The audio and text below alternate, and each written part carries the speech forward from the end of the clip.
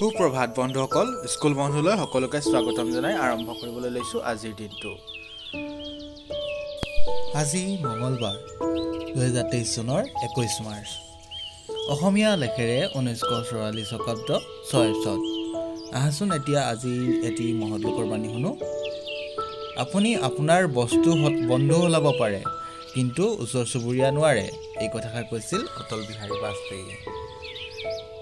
আহাচোন এতিয়া আজিৰ এটি হাতৰ উত্তৰ দিবলৈ চেষ্টা কৰিবা। কি বস্তু কাটিলে দীঘল হয়? চিন্তা কৰাচোন, কি বস্তু কাটিলে দীঘল হয়? যিমানে কাটিবা সিমানে দীঘল হ'ব। উত্তৰ হৈছে নলা। কি হয়? নলা কাটিলে দীঘল হৈ যায়, নহয় জানো? এতিয়া আহাচোন আজিৰ এটি কুইজ জানো। কাক বনফুলৰ কবি হিচাপে জনা যায়? অসমীয়া কবিসকলৰ ভিতৰত কোনজন কবিক বনফুলৰ কবি নামেৰে জনা যায়? উত্তৰটো জানানে? মনত পেলোৱাচোন। উত্তৰটো হৈছে যতীন্দ্ৰনাথ দুৱৰা। কি হয়? যতীন্দ্ৰনাথ দুৱৰা। আচলতে আমি উত্তৰবিলাক জানিলেও পাহৰি যোৱা হয়, সময়ৰ লগে লগে পাহৰি যায়। এইবিলাক সোঁৱৰাই থাকিলে স্মৃতিশক্তিটো বৃদ্ধি হয়। আজিৰ দিনটো তাৎপৰ্য জানো আহাচোন। আজি বিশ্ব কবিতা দিৱস। বিশ্বত আজি কবিতা দিৱস হিচাপে পালন কৰা হয়। ইয়াৰ ঘোষণা ইউনেস্কোই 1999 চনত কৰিছিল। এই দিনটো সমগ্ৰ পৃথিৱীত কবিতা পঢ়া, লিখা, প্ৰকাশ কৰা আৰু পঢ়ুৱাৰ গুৰুত্ব বুজোৱাৰ বাবে ধাৰ্য কৰা হৈছে। ইউনেস্কোৰ ঘোষণাত কোৱা হৈছে, এই দিনটো বিশ্বৰ জাতীয়, স্থানীয় আৰু আন্তঃৰাষ্ট্ৰীয় কবিতা আন্দোলনসমূহক উৎসাহ যোগাবলৈ পালন কৰা হওক। এই কথা এয়া আমাৰ ইউনেস্কোই ধাৰ্য কৰিছিলে। আগতে এই দিনটো ৰোমান কবি ভাৰ্জিল কাব্য ইনিডৰ ৰচক হয়। তেওঁ জন্মদিন 15 অক্টোবৰৰ লগত সংগতি ৰাখি কেতিয়াবা অক্টোবৰৰ 5 তাৰিখেও পালন কৰা হৈছিল।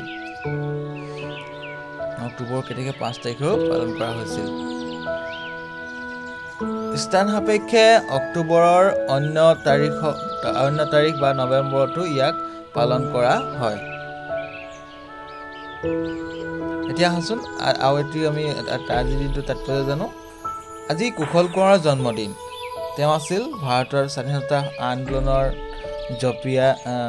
জঁপিয়াই পৰি ফাঁচীকাঠত বৰণ কৰা অসমৰ শেষৰজন শ্বহীদ তথা 42ৰ ভাৰত ত্যাগ আন্দোলনৰ ফাঁচীকাঠ বৰণ কৰা একমাত্ৰ শ্বহীদ আছিল তেওঁ। গতিকে আমি তেখেতক আজিৰ দিনটোত সোঁৱৰা হয়। এতিয়া আহাচোন আজিৰ দিনটোৰ কিছু কাৰেণ্ট এফেয়াৰ্ছ জানো। ৰাষ্ট্ৰীয় বাতৰি ভাৰত আৰু মালদ্বীপ সম্পৰ্কে। চতুৰ্থ প্ৰতিৰক্ষা সহযোগিতা বৈঠক।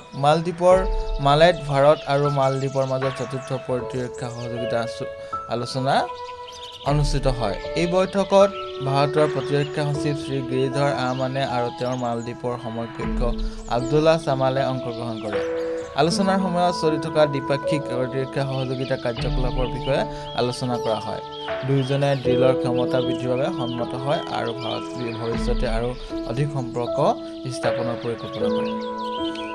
গতিকে এই কথাটো মনত ৰাখিবা। এইখিনি ভাৰত আৰু মালদ্বীপৰ চতুৰ্থ প্ৰতিৰক্ষা সহযোগিতা বৈঠক। আগতে ইতিমধ্যে 3বাৰ প্ৰতিৰক্ষা সহযোগিতা বৈঠক অনুষ্ঠিত হৈ যায়। এইবাৰ মালদ্বীপ আৰু ভাৰতৰ মাজত এখন চতুৰ্থ প্ৰতিৰক্ষা সভা হয়। আহাচোন আজি আৰু এটি কাৰেণ্ট এফেয়াৰ জানো। বিশ্বৰ আটাইতকৈ সুখী দেশৰ তালিকা প্ৰকাশ কৰা হৈছে। পুনৰবাৰ ফিনলেণ্ড একেৰাহে 6 নম্বৰৰ বাবে বিশ্ব সুখী দেশৰ তালিকাত শীৰ্ষস্থান দখল কৰিছে। এই তালিকাত 136 নম্বৰ স্থানত আছে ভাৰতৰ স্থান 136 নম্বৰ। যুদ্ধ বিধ্বস্ত আফগানিস্তান আটাইতকৈ সুখী দেশৰ তালিকাৰ শীৰ্ষত আছে। আচলতে সুখী দেশবোৰৰ তালিকা যেতিয়া প্ৰস্তুত কৰা হয়, তাতে আচলতে কেইবাটাও কাৰকৰ ওপৰত ভিত্তি কৰি কিছুমান সংস্থাই এই প্ৰতিবেদন দাখিল কৰে। ধন্যবাদ থাকিল সকলোলৈ। এই তথ্যসমূহ ভাল লাগিলে লাইক আৰু শ্বেয়াৰ কৰিবলৈ নাপাহৰিব।